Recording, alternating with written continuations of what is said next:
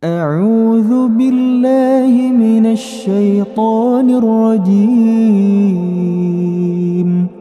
بسم الله الرحمن الرحيم. Kisah seorang anak muda di zaman tabi'in dulu. Anak muda ini terkenal dengan tampannya, postur tubuh yang kekar, ya, jalur nasabnya yang suci, kaya raya dan soleh.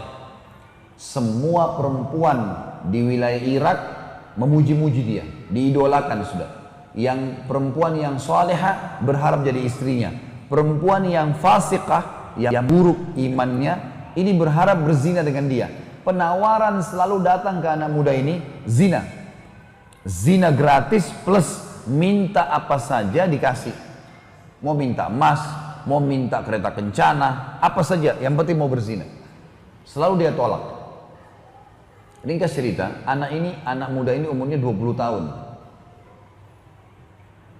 Ada satu istri pejabat pemerintahan pada saat itu, terkenal juga dengan kecantikannya, dengan postur tubuh yang tinggi, yang semampai, yang segala macam hal kelebihan. Punya kelebihan, jalur nasabnya terkenal, nikah sama seorang pejabat. Dia bilang sama teman-temannya, perempuan fasika ini bilang, saya akan taklukkan anak muda itu, dia pasti berzina dengan saya. Kata teman-temannya, kalau kau bisa hebat, coba buktikan. Dia bilang, baiklah. Dia bilang sama dayang-dayangnya di rumah, ada 4 orang dayang-dayang pembantunya. Dia bilang, kalian tahu nggak si fulan? Kata si perempuan ini, kalian tahu nggak si fulan? Laki-laki ini dimaksud. Dayang-dayang bilang, iya, itu kami idolakan. Kalian mau berzina nggak sama dia?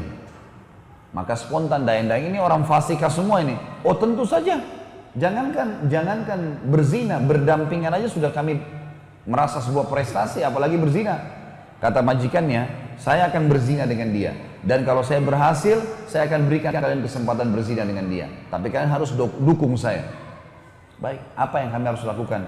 Kebetulan rumah anak muda ini, Bapak Ibu sekalian, rumahnya dia dengan masjid ngelewatin rumahnya si perempuan ini. Jadi 5 waktu sholat kalau ke masjid pasti lewat rumahnya orang ini, rumah pejabat ini. Perempuan fasika ini menunggu, dalam kisah yang dikatakan suaminya sampai safar, tugas negara. Dia tahu kapan safar suaminya, dan zaman dulu teman-teman, orang kalau safar itu bisa sampai 3 bulan. Karena memang tidak ada transportasi kayak kita sekarang, nggak ada pesawat, orang naik kuda. Bisa hidup, bisa mati gitu. Safarlah si pejabat ini keluar Irak pada saat itu bertugas negara.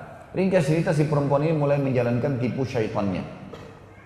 Dia bilang sama dayang-dayangnya, suami saya sudah safar semalam, sebentar kalau anak muda ini lewat, waktu itu kebetulan duhur, siang hari. Kalau perempuan laki-laki ini lewat, tahan dia.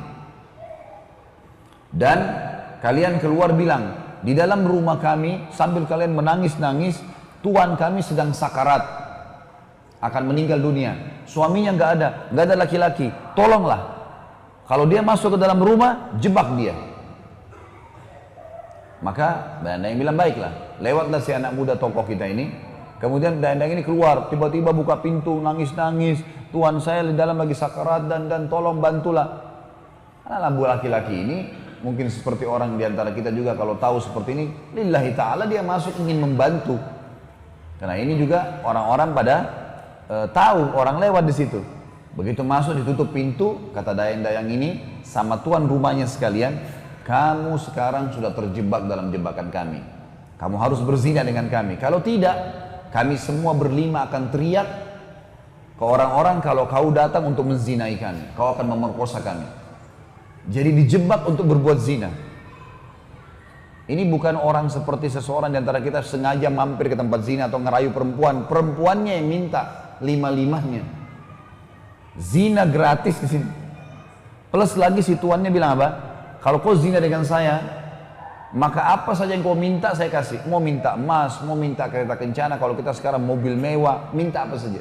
Yang penting zina dengan saya. Plus, kapan saja kau butuh zina, datang ke sini. Digodain dengan minyak wanginya, dengan penampilannya, dengan kata-katanya. Laki-lakinya anak muda selalu tegar. Dia mengatakan, hai fulana, bertakwalah kepada Allah.